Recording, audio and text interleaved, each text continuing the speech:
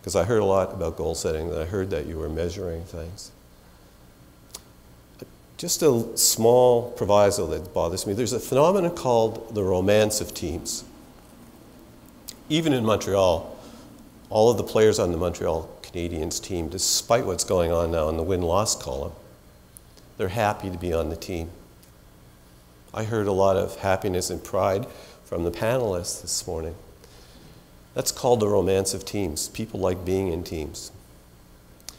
But remember the importance of measurement to knowing that you're doing the right thing, to give you the accountability, to produce the Hawthorne effect, to make you do better things in the future.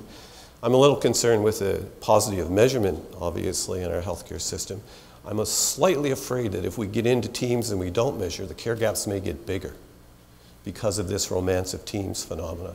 We'll feel so good that we're in a teams, we're doing the right thing. Everybody says so. Why measure? So it could turn out to come back to haunt us if we're not cognizant of it. This is my biggest concern about teams at the moment, though, and why I come around eventually to thinking that the bottom line strategy for our next generation healthcare to be successful is going to be based in education. When we look at a lot of the aspects of teamness and other aspects of disease management, there's a lot of support in these Healthcare in Canada surveys. A couple of areas where there's discordance. One of them is when you actually use the word team, as we did in this question to not only the public, but also all of the professional stakeholder groups. Two groups in particular are not very keen on team care: doctors and patients. They're the least keen. It's important. I don't know all of the reasons for this. It may be that we didn't define team properly. We were thinking of a polyvalent team with all of these people being in a team.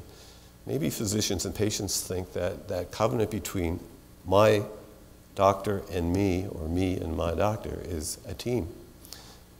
I suppose there's justification and legitimacy in that, but nonetheless, when you ask the question, there's a big difference in the way nurses, pharmacists, and administrators in the system see the value of teams compared to other stakeholders, particularly patients and physicians. It's hard to predict that there's going to be success of team-delivered care unless we can engage more with patients and with physicians. To me, that's the bottom line message from this slide. By the way, this was not the first time we had asked this question in 2008. We also asked it in 2005 and 2006. Same results. This is not a sampling error. The cultural issue. There's several well-defined cultures in Canadian healthcare. One of them is the culture of individual health. I'm a child of that culture. I was just speaking of it, the me and my patient. All clinicians, nurses, pharmacists, I think, who are looking after patients come out of a system of training that is centered on excellence in clinical care for that patient at that time. There is another culture of care, the one that belongs to population health or public health, in which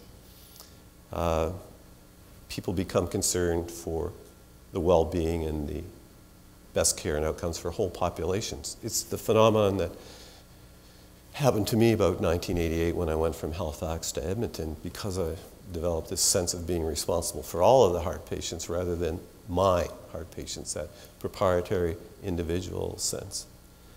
These two things are not incompatible, however. I'm not the only one who can walk across the bridge both ways. It's possible to do it. It's just that sometimes they appear to be different cultures. I don't think they really are. To be successful with the things that you want to do today, that you spoke about doing today, you need the skill sets from both of these so-called cultures. So Lakehead University has to work with the family health team in Dryden and vice versa. There's another cultural tension in the world of healthcare, and I call it the cultural gap around knowledge.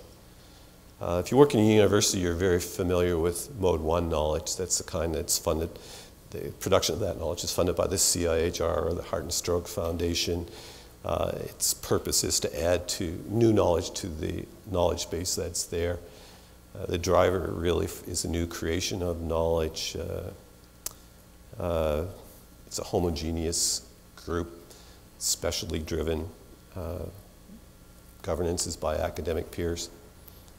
Mode 2 is characterized by your community-based initiatives that were spoken about in the multiple success stories and the other stories from this afternoon, where community-based people are responding to a community-based need, and they're intervening, sometimes with messy governance, usually by peers,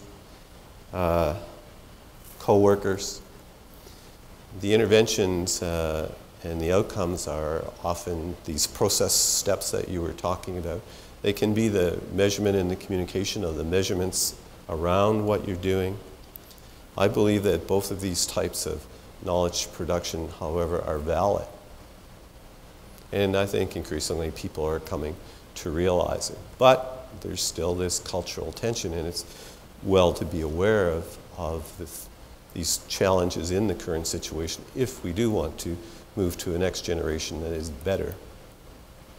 How did we get here? Well, if I had to put money on it, I'd say we got here because of this individual care, individual administration of care. Classic is a traditional hospital. The culture of individual education. I mean, there's no health school in Canada. We want a best or a better next generation of healthcare, and we have no school of healthcare. We've got 16 medical schools, or 18 now.